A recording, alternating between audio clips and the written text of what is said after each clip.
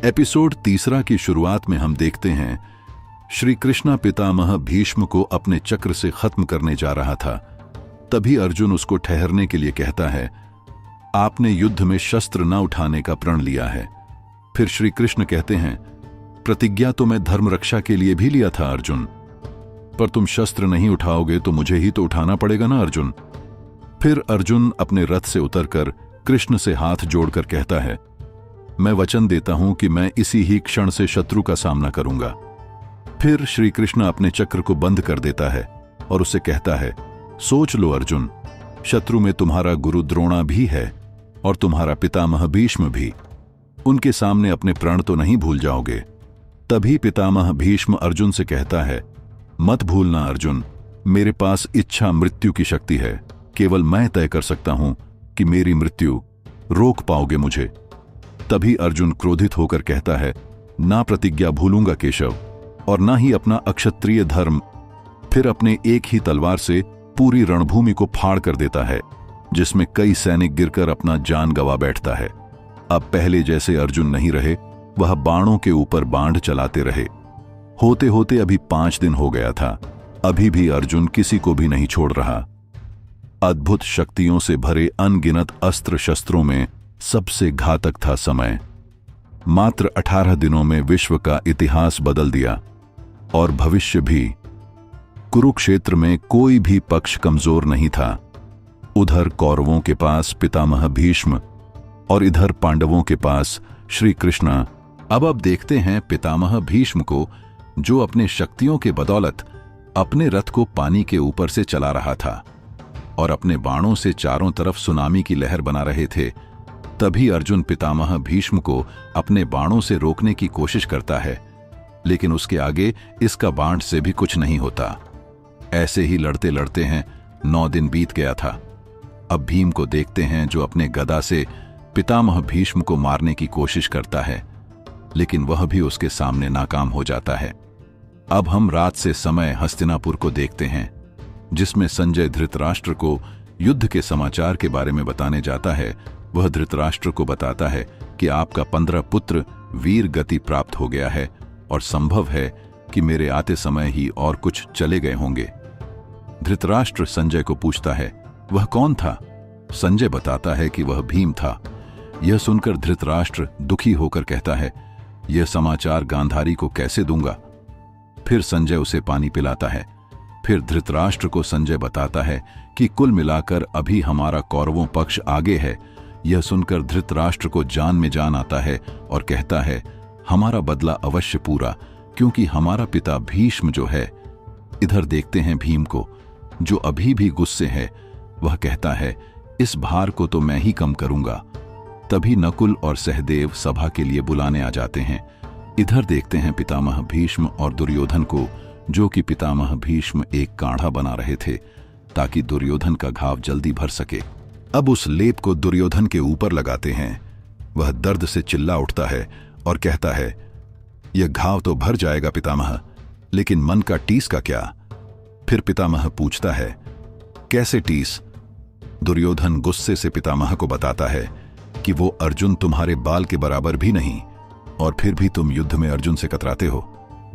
फिर पितामह उसे जवाब देते हुए कहता है, अर्जुन अपने साथी कृष्ण की हर बातें सुनता है। क्या तुम अपने सेनापति की केवल एक सलाह मानोगे? तभी दुर्योधन कहते हैं, आज्ञा दो पितामह। पितामह कहता है, आज्ञा नहीं, परामर्श। वो कहता है कि संधि कर लो, क्योंकि किसी का भी इस युद्ध में विजय नहीं है, केवल हार ही हार है। तभी कर्ण आता है और पितामह भीष्म को कहता है, आप ही के कारण यह युद्ध अभी तक चल रहा है। अगर मैं सेनापति होता तो पहले ही दिन अर्जुन को खत्म कर देता। पितामह भीष्म उसको बताता है कि डींगे मारने से कुछ नहीं होता, उसके लिए युद्ध करना पड़ता है। यदि कोई कौरवों और पांडवों के बीच में है तो वो मैं हूं। यह बात तुम भी जानते हो और पांडव भी। अब देखते हैं पांडवों को, जो कि रणनीति बना रहे होते हैं कि पितामह भीष्म को कैसे युद्ध से अलग कैसे किया जाए। अर्जुन कृष्ण से पूछता है, तो कैसे करेंगे पितामह भीष्म को अलग? और उन्हें तो इच्छा मृत्यु की वरदान मिला है। कृष्ण कहता है, केवल एक ही आदमी है जो उसे मारने में सहायता कर सकता है, अर्जुन कहता है, वो स्वयं पितामह भीष्म तो अपने ही मृत्यु के बारे में क्यों बताएगा? फिर पांचों पांडव पितामह भीष्म से ही उसके मृत्यु के बारे में पूछने जाते हैं। अब इन पांचों के बीते समय को देखते हैं। पांचों पांडव और उनके माता सभी पहाड़ की ढाल और आगे चलते हुए जाते हैं। पहाड़ में एक भी पेड़ पौधे नहीं थी, चारों तरफ भूमि बंजर थी। अर्जुन, युधिष्ठिर और उसके मां आगे आगे चल रहे थे और पीछे भीम, नकुल और सहदेव को उठाया हुआ था। नकुल और सहदेव पूछते हैं, क्या मां और बाबा कभी नहीं आएंगे? फिर युधिष्ठिर बताता है कि माता माधवी और पिता पांडु अब इस दुनिया में नहीं रहे। अब यह सभी देखते हैं एक साम्राज्य को। अर्जुन अपने मां से पूछता है, इतना बड़ा महल क्या हमको यहां रहने देंगे? उसके मां बताती हैं कि यह तुम्हारा ही है अर्जुन, तुम्हारे बाबा पांडु यहां के राजा थे। उस दीवार के आगे हमारा परिवार है। तुम्हारे 100 चचेरे भाई हैं, क्या तुम उनके साथ नहीं खेलना चाहते? अर्जुन कहता है, वह पहले से ही 100 है, तो और 5 की क्या जरूरत है? तभी पितामह भीष्म महल से निकलकर जा रहे होते हैं। यह देखकर सभी कहते हैं, वह देखो घुड़सवार, उसके दाढ़ी देखो कितनी बड़ी है। और एक कहता, और कितनी सफेद। उनके मां बताती हैं, देखो तो तुम लोगों को कौन लेने आया है? महाराज शांतनु और माता गंगा के पुत्र तुम्हारे पितामह भीष्म। अब देखते हैं वर्तमान को, जिसमें 5 पांडव पितामह भीष्म के पास पहुंच गए हैं। यह देखकर पितामह कहते हैं, सावधान पुत्रों, मैं निशस्त्र भी युद्ध कर सकता हूं, इस अवसर को बदल भी सकता हूं। युधिष्ठिर कहता है, नहीं पितामह, हम लोग तो आपका कुशल पूछने आए हैं और आपका वचन पूरा करवाने आए हैं। पितामह पूछता है, कौन सा वचन? हम देखते हैं कि युद्ध में युधिष्ठिर को आशीर्वाद देते हुए पितामह भीष्म कहे थे कि मैं तुम्हारा पितामह हूं, तुम्हारे परामर्श के लिए सदा उपलब्ध रहूंगा। अर्जुन पितामह को हाथ जोड़कर पूछता है, हम महारथी पितामह भीष्म पर विजय का मार्ग जानने चाहते हैं। पितामह कहता है, मेरे ही मृत्यु मुझसे ही पूछते हो? जाओ, जाकर आराम करो और मुझे भी आराम करने दो। फिर कृष्ण कहता है, इसे अपने पुत्रों के लिए आशीर्वाद समझे। आप ही तो कहा था कि विजयी भव, तो विजयी का मार्ग भी बताइए। फिर पितामह कहता है कि तुम हो जो इन्हें मेरे पास लाए। पितामह बताते हैं कि पृथ्वी पर कोई नर नहीं और आकाश में कोई देव नहीं जो मुझे मार सके। अब हम कुरुक्षेत्र को देखते हैं, जिसमें अभी भी यह सोच रहे हैं कि इस पहेली का अर्थ क्या है। इधर देखते हैं अश्वत्थामा और शिखंडी को, जो कि आपस में लड़ रहे होते हैं। दोनों के बीच में धुआंधार लड़ाई होती है। इधर अर्जुन अभी भी वह सोच रही है कि पृथ्वी पर कोई नर नहीं, यानी कौन? कृष्ण कहता है, इस पहले का अर्थ है नारी, जो कि वही पितामह को मार सकता है। अब हम बीते हुए एक समारोह को देखते हैं, जिसमें राजकुमारी अंबा अंबिका और अंबालिका को देखते हैं, जिनका स्वयंवर होने वाला था। तभी पितामह भीष्म आता है। इस बीच में बैठा एक राजा उसे कहता है, आजीवन ब्रह्मचर्य का पालन तोड़ दी क्या, या तुम्हारा ब्रह्मचर्य बूढ़ा हो गया है क्या? फिर इधर देखते हैं अर्जुन और कृष्णा को। अर्जुन कृष्ण से पूछता है, क्या हुआ केशव, और क्या देख रहे हो? श्री कृष्ण कहते हैं, पितामह भीष्म की मृत्यु को। अर्जुन पूछता है, कौन? शिखंडी। कृष्ण कहता है, शिखंडी कहो या शिखंडिनी। फिर वहीं बीते समय को देखते हैं, जिसमें पितामह राजकुमारी को अगवाह कर ले जा रहे थे और पीछे में उनके होने वाले स्वयंवर जो उसका पीछा कर रहे थे। दरअसल भीष्म उन राजकुमारियों को अपने भाई विचित्र वीर्य से विवाह के कराने के लिए ले जा रहा था। अब देखते हैं एक राजा को, जो राजकुमारियों को छुड़ाने के लिए पीछा कर रहा था। पितामह भीष्म को कहता है कि उन राजकुमारों को छोड़ दे। तभी भीष्म अपने एक बाण से उसके रथ को टुकड़े टुकड़े कर देता है। अब हम युद्ध को देखते हैं। अतीत का छाया कुरुक्षेत्र में फैलते जा रहा था और उसकी छाया से बड़ा एक राक्षस अलकपुश, जिसके काली शक्तियों ने पितामह भीष्म के बाणों को और भी पैना कर दिया। अलकापुश ने कुछ ही समय में कई योद्धाओं को अपने चपेट में ले लिया। इधर कृष्ण अर्जुन को बता रहे हैं कि कैसे तुमने एक नारी के रूप में अज्ञात पास पार कर लिया था। फिर कृष्ण शिखंडी को अर्जुन के रथ को चलाने के लिए कहता है। अब शिखंडी अर्जुन के रथ को चला रहा था। यह देखकर अश्वत्थामा और शिखंडी दोनों रथ पर ही लड़ने लगते हैं, लेकिन अश्वत्थामा को पितामह बचा लेता है। अब फिर से वही बीते समय को देखते हैं जिसमें पितामह को शिखंडी कहती है, मैंने सुना कि तुम मेरे लिए चिंतित हो, तो लो मैं सब कुछ छोड़कर तुम्हारे पास आ गई। फिर पितामह भीष्म कहता है, देवी अंबा, आप तो राजा सालू से प्यार करते हो, आपसे कहने पर ही सालू को आपके पास लौटा दिया था।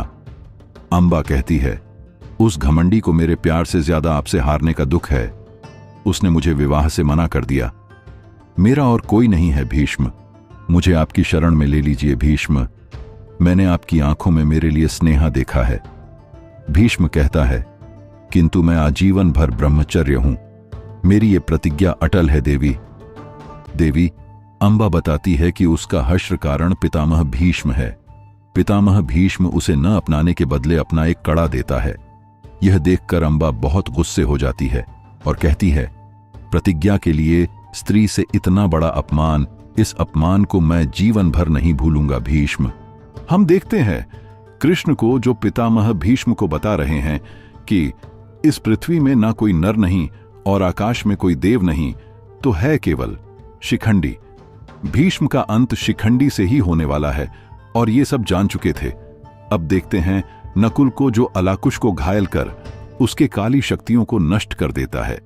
अब इधर शिखंडी अपने अर्धचंद्राकार वाले बाण से पितामह भीष्म के पेट में मारता है, तभी अर्जुन भी अपने बाण से उसे मारता है। पितामह भीष्म अर्जुन के बाण को निकालकर कहता है, ये अर्जुन के बाण कभी नहीं चुभते, पीड़ा तो केवल अर्धचंद्राकार वाले बाण ही देती है। हम देखते हैं फिर वह बीते हुए समय को। देवी अंबा एक सुनसान जंगल में जाती है जिसमें कई लोग और एक बाबा होते हैं। वह बाबा अंबा को कहती है, महादेव से मिली हुई वर को पूरा करने का समय आ गया है, महादेव तुम्हारे सारे कष्ट को दूर कर देंगे। फिर वह बाबा उसे एक खोपड़ी के प्याले में कुछ औषधीय जल देता है और उसके ऊपर मंत्र का फूंक मारता है। बगल में खड़े कुछ स्त्रियां उन्हें एक चट्टान के नीचे रखता है और ऊपर से बाबा कुछ लाल रंग की पानी डालते हैं और मंत्र पढ़ने लगता है। तभी कुछ सांप उसके ऊपर लिपट जाती है जिससे उसमें कुछ शक्तियों का वास होता है। तभी वह स्त्री से पुरुष बन जाता है और इसी तरह इसका नाम शिखंडी कहलाता है। शिखंडी, जिसका जीवन मतलब भीष्म की मृत्यु। ये भीष्म का संकल्प था कि परिवर्तन के बाद भी शिखंडी भीष्म के लिए अंबा रहा। असाधारण सौंदर्य वाली अलौकिक नारी, जो नारी पर भीष्म अस्त्र कैसे उठाते? ये संभव है कि भीष्म की आंखों में अभी भी वह स्नेह था जो केवल अंबा ने देखा। अब सभी सिपाही पितामह भीष्म को बचाने जाते हैं, किंतु अर्जुन के बाण उन्हें रोक देता है। यह देखकर सभी लोग हक्के बक्के हो जाते हैं। अब शिखंडी और अर्जुन बाण के ऊपर बाण चलाते जाते हैं, जिससे भीष्म के शरीर में केवल बाण ही बाण थे। अब शिखंडी पितामह भीष्म के दिए हुए कड़े को अपने बाण में रखकर सीधे भीष्म के दिल में मारता है और इसी तरह पितामह भीष्म देखते हैं जिसमें वह कई बांडों के ऊपर लेटे हुए अंतिम सांस गिन रहा था। और इसी तरह यह एपिसोड खत्म होता है। और वीडियो थोड़ा सा भी अच्छे लगे हो तो वीडियो को लाइक और चैनल को सब्सक्राइब करना ना भूलें।